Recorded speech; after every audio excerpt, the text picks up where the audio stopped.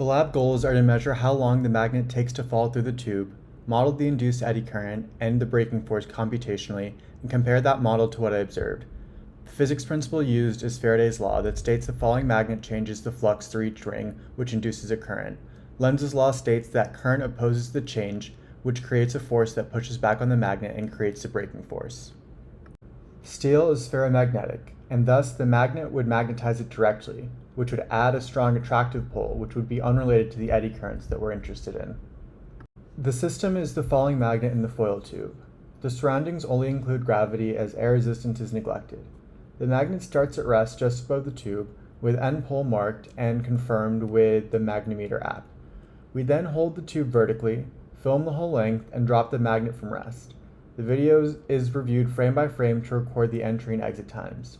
This procedure is replicated 5 times over the course of the entire lab.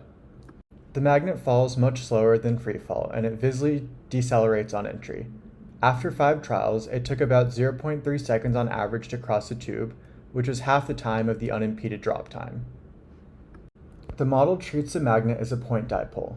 For each ring, I computed the on-axis flux, differentiated it as the magnet falls to get d phi dt, then applied Faraday's law to find each ring's induced current. Each ring feels a force from the magnet's own field at that location. Newton's third law gives the reaction force on the magnet, and using gravity, Newton's second law updates its velocity and position during each time step.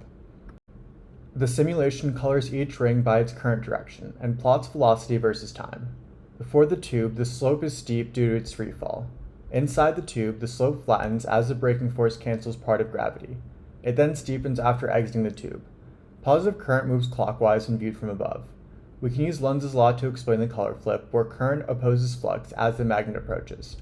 The current then reverses as it leaves, and if we flip the magnet, this pattern is mirrored and the braking force remains unchanged.